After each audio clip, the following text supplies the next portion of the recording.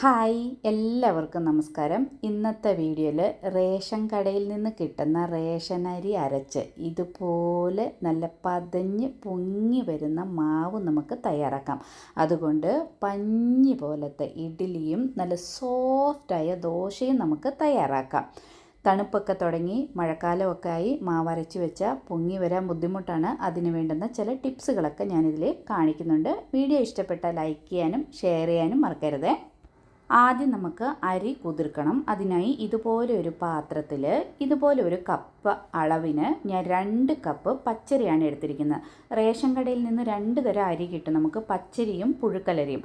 അതിൽ പച്ചരി 2 കപ്പ് പച്ചരി എടുത്തിട്ടുണ്ട്. ഇതിനി കഴുകി ആവശ്യത്തിന് വെള്ളം ഒഴിച്ച് കുതിരാൻ വെക്കാം.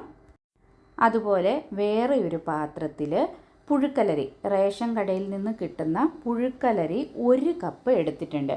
ഇത് നമുക്ക് ഈ പാത്രത്തിലേക്ക് ഇട്ട് കൊടുത്തിട്ട് ഇത് നന്നായി കഴുകി കുതിർക്കാനിടാം. 2 അരിയും ഒന്നിച്ചിടരുത്, വേറെ വേറെ തന്നെ നമ്മൾ കുതിർക്കാനിടണം. ഇനി വേറെ ഒരു പാത്രത്തിൽ 1/2 കപ്പ് ഉഴുന്നെടുത്തിട്ടുണ്ട്.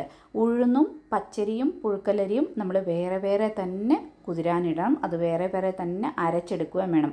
ഇതും നമുക്ക് നന്നായി കഴുകി കുതിരാനായിട്ട് വെക്കാം. ഒരു 5 തൊട്ട് 6 മണിക്കൂർ നമ്മൾ അരി നന്നായിട്ട് കുതിർക്കണം. ഇവിടെ പച്ചരിയും നന്നായിട്ട് കുതിർന്ന് ഞാൻ കഴുകി എടുത്തിട്ടുണ്ട്. അതുപോലെ പുഴുക്കലരിയും ഉഴുന്നും.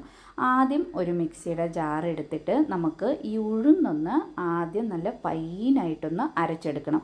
ഒട്ടും തന്നെ തരിയില്ലാതെ ഉഴുന്നരയ്ക്കുമ്പം നല്ല ഫൈനായിട്ട് അരയ്ക്കണം. എന്നാലും നമുക്ക് ഇഡ്ഡലിയും ദോശയൊക്കെ നല്ല സോഫ്റ്റായിട്ട് കിട്ടത്തുള്ളൂ. അപ്പം ഉഴുന്നൊന്ന് അരച്ചെടുത്തുകൊണ്ട് വരാം നമുക്ക്. ഉഴുന്ന് നല്ല ഫൈനായിട്ട് അരച്ചെടുത്തു. ഇനി ഇതുപോലെ കറക്റ്റ് അടപ്പുള്ള ഒരു പാത്രം എടുത്തിട്ട് ആ പാത്രത്തിലേക്ക് അരച്ച് വെച്ചിരിക്കുന്ന ഉഴുന്ന് നമുക്ക് മാറ്റി കൊടുക്കാം. ഉഴുന്ന് നന്നായിട്ട് അരയണം. ഒട്ടും തന്നെ തരിയില്ലാതെ ഇതുപോലെ നല്ല ഫൈനായിട്ട് തന്നെ നമ്മൾ ഉഴുന്ന് അരച്ചെടുക്കണം. ഇനി നമ്മൾ അരയ്ക്കുന്നത് പുഴുക്കലരിയാണ്. രണ്ടാമത് ഞാനിപ്പോൾ അരയ്ക്കുന്നത് പുഴുക്കലരി നമ്മൾ തന്നെ അരയ്ക്കണം. പച്ചരിയുടെ കൂടെ ഇട്ട് അരച്ചാൽ അത് നന്നായിട്ട് അരയില, തരിയായിട്ടുണ്ടാവും. അത് കാരണം പുഴുക്കലരി തന്നെ നമ്മൾ അരച്ചെടുക്കണം. അപ്പോൾ രണ്ടാമത് ഞാനിപ്പം പുഴുക്കലരി ഇട്ടിട്ട് ആവശ്യത്തിന് വെള്ളം ഒഴിച്ചിട്ട് ഇത് നല്ല ഫൈനായിട്ടൊന്ന് നമുക്ക് അരച്ചെടുക്കാം. ഇത് കണ്ടോ, ഇപ്പം നമ്മൾ പുഴുക്കലരിയും നല്ല ഫൈനായിട്ട് തന്നെ അരച്ചു. ഈ മാവ് കൊണ്ട് നമുക്ക് ഇഡ്ഡലിയും ദോശയും ഒക്കെ ഉണ്ടാക്കാം. നല്ല സോഫ്റ്റായ ദോശയൊക്കെ കിട്ടണമെങ്കിൽ നല്ല ഫൈനായിട്ട് മാവ് അരഞ്ഞാലേ ദോശയൊക്കെ നമുക്ക് നല്ല സോഫ്റ്റായിട്ട് കിട്ടത്തുള്ളൂ. ഇനി നമുക്ക് മൂന്നാമത് പച്ചരി കുതിർത്ത് വെച്ചിരിക്കുന്ന പച്ചരി ഒന്ന് അരച്ചെടുക്കാം. പച്ചരിയും നല്ല ഫൈനായിട്ട് തന്നെ അരയണം. അപ്പോഴാണ് നമുക്ക് മാവ് നല്ല സോഫ്റ്റായിട്ട് കിട്ടും. അപ്പോൾ പച്ചരിയും കൂടെ ഞാനിപ്പം കുറച്ച് വെള്ളം ഒഴിച്ച് അരച്ചെടുത്തു. ആ മാവ് കൂടെ നമുക്ക് ഇതിലേക്ക് ചേർത്ത് കൊടുക്കാം. ചേർത്ത് കൊടുത്തിട്ട് മിക്സിയുടെ ജാറൊക്കെ ഒന്ന് കഴുകി ഒരു കുറച്ച് വെള്ളം, അധികം വെള്ളമാകരുത്, വേണമെങ്കിൽ നമുക്ക് പിന്നെ ചേർത്ത് കൊടുക്കാം. കുറച്ച് വെള്ളം കൂടെ ചേർത്തിട്ട് ഇനി നമ്മളിതിലേക്ക് ചേർക്കുന്നത് ഒരു 1/4 സ്പൂണ് ഈസ്റ്റ്. ഉഴുന്നിൻ്റെ കൂടെ ഒരു 1/4 സ്പൂൺ ഈസ്റ്റ് കൂടെ ചേർക്കണം. ഇനി 1 സ്പൂണ് പഞ്ചസാര. ആ ഈസ്റ്റ് ഒന്ന് നമുക്ക് നന്നായിട്ട് ഫെർമെൻ്റ് ആകാൻ വേണ്ടിയിട്ട് 1 സ്പൂണ് പഞ്ചസാര കൂടെ ചേർത്തിട്ട് ഇതെല്ലാം നന്നായിട്ടൊന്ന് മിക്സ് ചെയ്ത് യോജിപ്പിക്കണം. ഉഴുന്നും അരച്ച് അതിൻ്റെ കൂടെ ഒരു ഇച്ചിരി ഈസ്റ്റും കൂടെ ഇട്ട് വെക്കുവാണെങ്കിൽ ഏത് തണുപ്പത്തും ഏത് മഴക്കാലത്തും നമ്മുടെ മാവ് നന്നായിട്ട് പൊങ്ങിക്കിട്ടും. ഇനി ഇത് കവർ ചെയ്ത് നമുക്ക് ഓവർനൈറ്റ് റെസ്റ്റ് ചെയ്യാനായിട്ട് വെക്കാം. ഇത് കണ്ടോ, ഞാൻ രാത്രിയിൽ മാവ് അരച്ച് വെച്ചിരുന്നു. രാവിലെ ബ്രേക്ക്ഫാസ്റ്റിന് രാവിലെ വന്ന് നോക്കാൻ നേരത്ത് ഇതുപോലെ നന്നായിട്ട് മാവ് പൊങ്ങി വന്നിട്ടുണ്ട്. ഇനി ഞാനൊന്ന് മെല്ലെ ഒന്ന് മിക്സ് ചെയ്ത് കാണിക്കാം. എന്ത് രസമായിട്ട്, എന്ത് സോഫ്റ്റായിട്ടാണ് മാവ് വന്നിരിക്കുന്നതെന്ന് നോക്കിക്കേ. ഇനി നമുക്ക് ഇതിലേക്ക് ആവശ്യത്തിനുള്ള ഉപ്പ് കൂടെ ചേർത്ത് കൊടുക്കാം.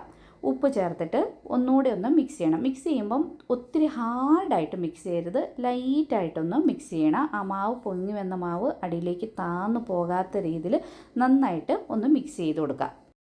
ഇതുപോലെ മാവ് അരച്ച് നമുക്ക് ഫ്രിഡ്ജിൽ സ്റ്റോർ ചെയ്ത് വെക്കാം. ഒരാഴ്ച വരെ നമുക്ക് സ്റ്റോർ ചെയ്ത് വെക്കാം. നിങ്ങൾ സ്റ്റോർ ചെയ്യണം എന്നുണ്ടെങ്കിൽ ഉപ്പ് ചേർക്കാതെ മാവൊന്ന് മിക്സ് ചെയ്തിട്ട് എയർ ടൈറ്റ് ആയിട്ടുള്ള കണ്ടെയ്നറിലേക്ക് മാവ് ഒന്ന് മാറ്റി കൊടുത്തിട്ട് നമുക്ക് സ്റ്റോർ ചെയ്ത് വെക്കാം. ഇതുപോലെ ഉപ്പൊക്കെ ചേർത്ത് ഒന്ന് മിക്സ് ചെയ്തിട്ട് ഒന്ന് സൈഡിലേക്ക് മാറ്റി വെച്ചിട്ട് ഇനി നമുക്ക് ഇഡ്ഡലി ആണെങ്കിൽ ഇഡ്ഡലി, അല്ലെങ്കിൽ ദോശ ആണെങ്കിൽ ദോശ ഉണ്ടാക്കാം. ഇഡ്ഡലി ആണെങ്കിൽ ഇഡ്ഡലി പാത്രത്തിൽ എണ്ണയൊക്കെ ഒന്ന് തൂത്ത് കൊടുക്കണം. ഇനി ഒരു ടിപ്പ് കൂടെ ഞാൻ പറയാം.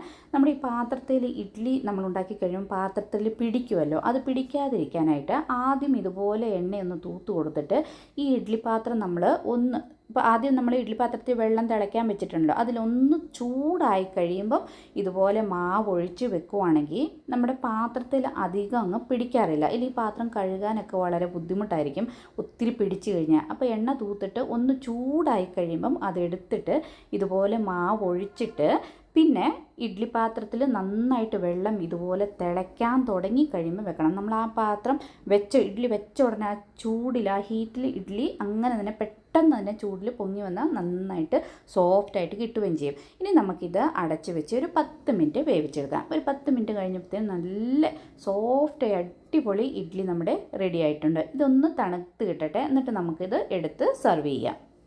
ഇത് കണ്ടോ, നമ്മളുടെ പഞ്ഞി പോലത്തെ ഇഡ്ഡലി റെഡി ആയിട്ടുണ്ട്. ഈ മാവ് കൊണ്ട് നമുക്ക് ദോശയും തയ്യാറാക്കാം, ഇഡ്ഡലിയും തയ്യാറാക്കാം. ഒരു പ്രാവശ്യമെങ്കിലും ഇതുപോലെ ഒന്ന് ട്രൈ ചെയ്ത് നോക്കണേ. അതുപോലെ തന്നെ എൻ്റെ വീഡിയോ ഇഷ്ടപ്പെട്ടാൽ ലൈക്ക് ചെയ്യാനും ഷെയർ ചെയ്യാനും